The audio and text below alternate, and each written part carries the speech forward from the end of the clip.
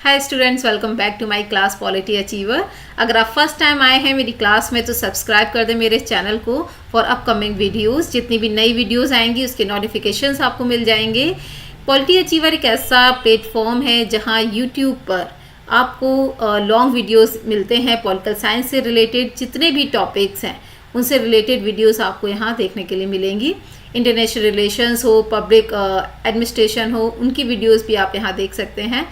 Plus Instagram और Facebook पर आप मेरे शॉर्ट वीडियोस देख सकते हैं पॉलिटिकल साइंस से रिलेटेड। इसके साथ ही आप टेलीग्राम चैनल पर फ्री पीडीएफ और नोट्स भी ले सकते हैं जिनका कोई भी चार्ज नहीं है। इसके साथ ही आप एमसीक्यूज़ भी वहाँ डेली बेसिस पर कर सकते हैं। ओके, तो आप इन सभी प्लेटफॉर्म्स पर मुझे ज्वाइन कर सकते हैं for political science. Without wasting our time we will start our video. But इससे पहले मैं आपको बता दूं कि कमेटीज़ पर मैंने स्पेशली एक वीडियो पहले भी बनाया था जिसमें कई सारी कमेटीज़ के बारे में मैंने बात की थी, आप उसको भी देख सकते हैं। सो राजमन्नार कमेटी को स्पेशली आज हम लोग इसलिए लेकर आए हैं because it is quite important committee, काफ़ी इम्पॉर्टेंट कमेटी है। और 1969 में जब से ये कमेटी बनी थी उसके बाद से अभी तक इसकी रिलेवेंस बिल्कुल भी कम नहीं हुई है। एक्चुअली सेंट्रल स्टेट जो रिलेशंस हमारे इंडिया में हैं उन पर ही बेस्ड है। उन रिलेशंस को एग्जामिन करने के लिए, रिव्यू करने के लिए राजमन्नार कमेटी बनाई गई थी।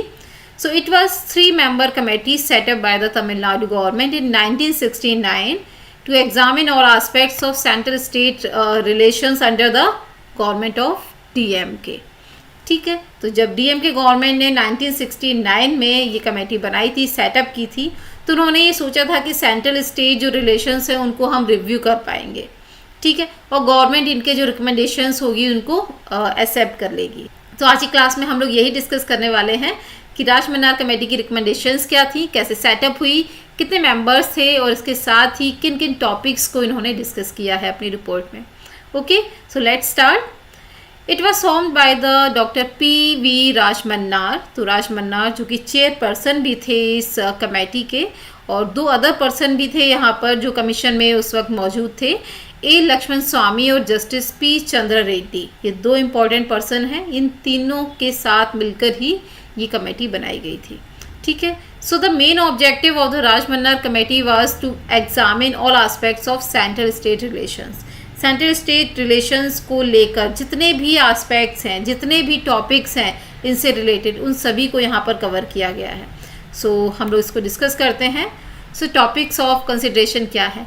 कुछ ऐसे टॉपिक्स जिनको राजमन्नार कमेटी ने अपनी रिपोर्ट में डिस्कस किया है उनके बारे में हम लोग बात करेंगे। सबसे इम्पॉर्टेंट यहाँ पर जो बात उन्होंने ये कही है वो है कि फेडरल सिस्टम और यूनिटेरी जो गवर्नमेंट है, यूनिटेरी सिस्टम, इनके बारे में उन्होंने बात की है। ठीक है, तो फर्स्ट पॉइंट आप यहाँ देख सकते हैं, federal system setup by the constitution and unitary trends in the constitution and its working reasons for such trends, इनके बारे में बात की है। Third, provisions of the constitution affecting the state autonomy in administrative and executive fields. So मैंने जैसा अभी बताया कि स्टेट्स को ऑटोनॉमी देने की बात करते हैं किन फील्ड्स में? एडमिनिस्ट्रेटिव और एग्जीक्यूटिव फील्ड्स में। ठीक है, so next is distribution of legislative powers contained in list 1, 2 and 3 in the 7th schedule in the constitution. अब कॉन्स्टिट्यूशन में जो 7th शेड्यूल है जिसमें कि जो डिस्ट्रीब्यूशन किया गया है लेजिस्लेटिव पावर्स का, यानी कि वो सब्जेक्ट्स जिन पर लॉज बनाए जाएंगे।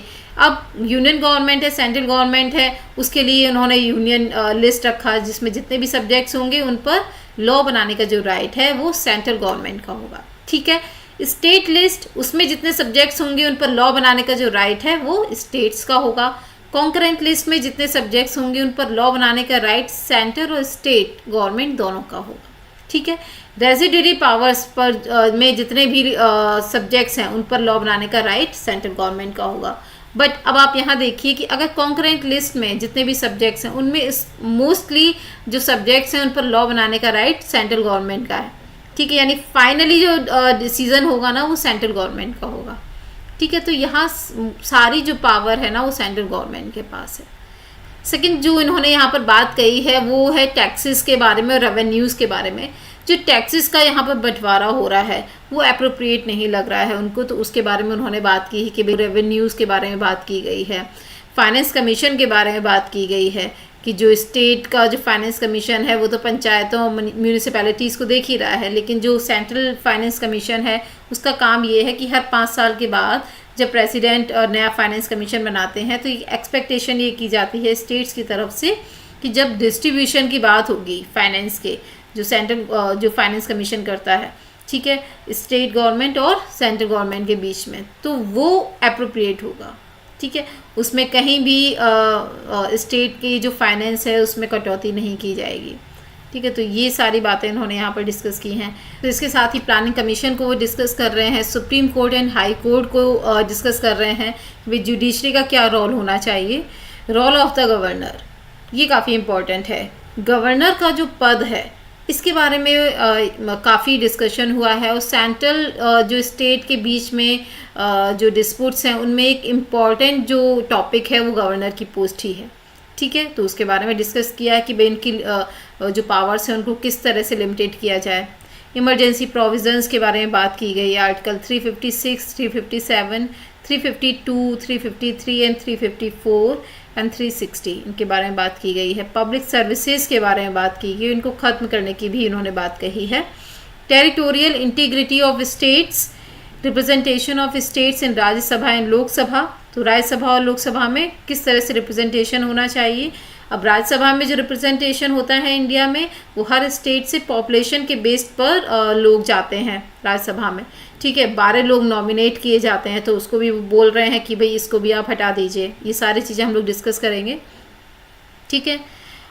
Language question, provisions relating to trade and commerce intra state and inter state, deployment of central reserve police force in states, elections की बात की है, इंटर स्टेट वाटर डिस्प्यूट्स की बात की कि भाई सेंट्रल गवर्नमेंट और स्टेट गवर्नमेंट इनके बीच में ये भी एक इम्पॉर्टेंट डिस्प्यूट का टॉपिक है। सी बैड, union executive and amendment of the constitution, ये सभी इम्पॉर्टेंट टॉपिक्स हैं जिनको इस कमेटी ने अपनी रिपोर्ट में डिस्कस किया है। ओके, तो अब रिकमेंडेशंस को डिस्कस कर लेते हैं। क्या रिकमेंडेशंस रही हैं राजमन्नार कमेटी की। So abolition of all India services, all India services को, चाहे वो IAS हो, IPS हो, इन सभी को वो ख़त्म करने की बात करते हैं। Okay, next is evolution of the method of nomination of 12 members of the Rajya Sabha. Rajya Sabha में जो 12 मेंबर्स नॉमिनेट किए जाते हैं प्रेसिडेंट के थ्रू, उसको भी, इस प्रोसेस को भी वो ख़त्म करना चाहते हैं, इस मेथड को भी वो ख़त्म करना चाहते हैं, ठीक है।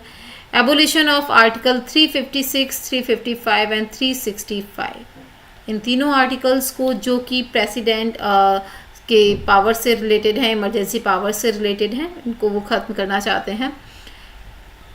N inter state council should be constituted immediately, एक इंटर स्टेट काउंसिल, एक अंतर्राज्यीय परिषद को वो यहाँ पर बनाने की बात करते हैं immediately. Providing equal representation to the states in the Rajya Sabha, Rajya Sabha में इक्वल रिप्रेजेंटेशन होना चाहिए। इसके साथ ही वो गवर्नर की पोस्ट को ख़त्म करने की भी बात करते हैं, क्योंकि ये एक बहुत ही इम्पॉर्टेंट मुद्दा है सेंट्रल स्टेट डिस्प्यूट का। Along with the dissolution of the planning commission, finance commission should be made an independent body, तो प्लानिंग कमीशन को यहाँ पर उसका डिसॉल्यूशन की बात करते हैं और फाइनेंस कमीशन को इंडिपेंडेंट बॉडी बनाने की बात कर रहे हैं, यानी कि सेंट्रल गवर्नमेंट का कोई भी इन्फ्लुएंस उसके ऊपर ना हो, ठीक है। Planning commission should be replaced by statutory body, planning commission को स्टैच्यूटरी बॉडी बनाना चाहते हैं, एक सामविधि निकाय बनाना चाहते हैं। नेक्स्ट वो यहाँ ये भी कहते हैं residuary power should be allocated to the states, जो भी रेजिडरी पावर्स हैं, अवशिष्ट जो विषय हैं, उनको वो राज्यों को देने की बात करते हैं, जबकि वो अभी संविधान में हमारे केंद्र सरकार को दी गई हैं, ठीक है। जो भी रेजिडरी पावर्स हैं वो सेंट्रल गवर्नमेंट के पास है, ना कि स्टेट गवर्नमेंट के पास। अकॉर्डिंग टू राजमन्नार कमेटी जो भी रेजिडरी पावर्स हैं वो स्टेट गवर्नमेंट्स को दी जानी चाहिए, ठीक है। So next is some specific subjects listed in the union list and concurrent list should be transferred to the state list. अब जितने भी कुछ सब्जेक्ट्स हैं यूनियन लिस्ट में और कॉन्करेंट लिस्ट में, इनको स्टेट्स जो लिस्ट है उसमें ट्रांसफ़र कर देना चाहिए। तो ये कुछ इंपॉर्टेंट रिकमेंडेशंस थी राजमन्नार कमीशन की, जिसकी रिपोर्ट को 1971 में इस कमेटी ने तमिलनाडु गवर्नमेंट को पेश किया है, जिसके बाद गवर्नमेंट ने इसको मानने से इनकार कर दिया, ठीक है। बट इतने सालों के बाद भी ये जो कमीशन है, राज मन्नार कमेटी है, काफ़ी इम्पोर्टेंट है हमारे एग्ज़ाम के पॉइंट ऑफ व्यू से।